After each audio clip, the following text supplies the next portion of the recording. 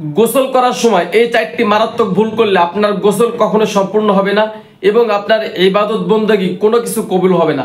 আপনি যদি গোসলের সময় এই 4টি ভুল করে থাকেন তাহলে অবশ্যই ভিডিওটি শেষ পর্যন্ত দেখে যাবেন এবং যারা জানে না তাদেরকে জানানোর জন্য অবশ্যই আজকের ভিডিওটি শেয়ার করে দিবেন। ইনশাআল্লাহ অনেক মুসলমান উপকৃত হবে। আসুন তাহলে আমরা জেনে নেই গোসলের সময় কোন 4টি মারাত্মক ভুল করলে আমাদের গোসল সম্পূর্ণ হবে না। বিশেষ করে যাদের উপর গোসল ফরজ হবে তাদের গোসল তো হবেই না। অনেক সময় অনেক মুসলমানের উপর গোসল ফরজ হয় কিন্তু তারা গোসলের ফরজই জানে না।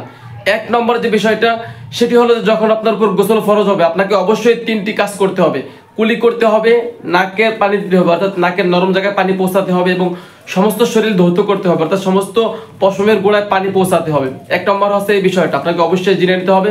গোসলের যে 3টি ফরজ আছে এই 3টি ফরজ জেনে আপনাকে গোসল করতে হবে, তা না হলে আপনার গোসল কখনোই সম্পূর্ণ হবে না। 2য় নম্বর যে বিষয়টা সেটি হলো যে সম্পূর্ণ বিবস্ত্র হয়ে অর্থাৎ সম্পূর্ণ উলঙ্গ হয়ে আপনি কখনোই গোসল করবেন না। আমাদের প্রিয় নবীজি নিষেধ করেছেন, কারণ আপনি যখন কোনো ওয়াশরুমে বা কোথাও গিয়ে সম্পূর্ণ বিবস্ত্র হয়ে গোসল করবেন ঠিক তখনই আপনার দ্বারা কোনো গুনাহের কাজ হয়ে যেতে পারে। আর আপনি যখন ওয়াশরুমে গোসল করবেন, ওয়াশরুম একটা খারাপ জায়গা, ওইখানে জিনের আসর থাকতে পারে। এজন্য আপনি যখন বিবস্ত্র হয়ে গোসল করবেন ঠিক তখনই আপনাকে জিনে আসর করতে পারে, খারাপ জিনের আসর করতে পারে। এজন্য আপনি কখনোই সম্পূর্ণ বিবস্ত্র হয়ে গোসল করবেন না, আমাদের প্রিয় নবীজি নিষেধ করেছেন। 3য় নম্বর যে বিষয়টা সেটি হলো যে গোসলের সময় জোরে জোরে তাসবিহ পাঠ করা যাবে না, জোরে জোরে জিকির করা যাবে না। আমরা অনেকেই আছি ওয়াশরুমে গোসল করি, অনেক সময় দেখা যায় আমরা বিভিন্ন তাসবিহ বিভিন্ন জিকির এগুলো জোরে জোরে পাঠ করি। আপনি কখনোই যখন ওয়াশরুমে গোসল করবেন কখনোই জোরে জোরে তাসবিহ পাঠ করবেন না। আপনি যখন ওয়াশরুমে প্রবেশ করবেন ঠিক তখনই একটা দোয়া পাঠ করে নেবেন। সেই দোয়াটি হলো আল্লাহুম্মা ইন্নী আউযু বিকা মিনাল খুবুসি ওয়াল খাবাইস, অর্থাৎ আপনি শয়তান থেকে পানাহ চেয়ে আপনি ওয়াশরুমে প্রবেশ করবেন। আর যখন আপনি বের হয়ে যাবেন তখন গুফরানাকা আলহামদুলিল্লাহিল্লাযী আযহাবা আনিল আদা ওয়া আফানি এই দোয়াটি পড়ে আপনি বের হয়ে যাবেন। এজন্য ওয়াশরুমে গোসল করলে বা যেখানে গোসল করেন না কেন আপনি কখনোই জোরে জোরে তাসবিহ পাঠ করবেন না, এটা আমাদের প্রিয় নবীজি নিষেধ করেছেন। 4 নম্বর যে বিষয়টা সেটা হলো যে গোসলের পরে আমাদের জামা কাপড় পরিধান করার একটা আদব আছে।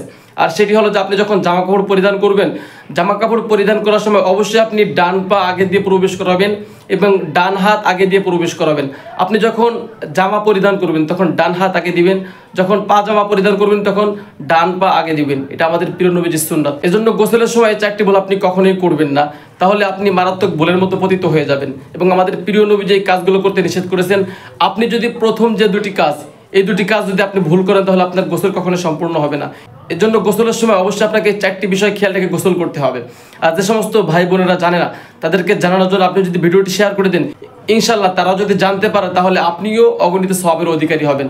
ভালো থাকবেন, সুস্থ থাকবেন এবং অবশ্যই ভিডিওটি শেয়ার করে দিবেন।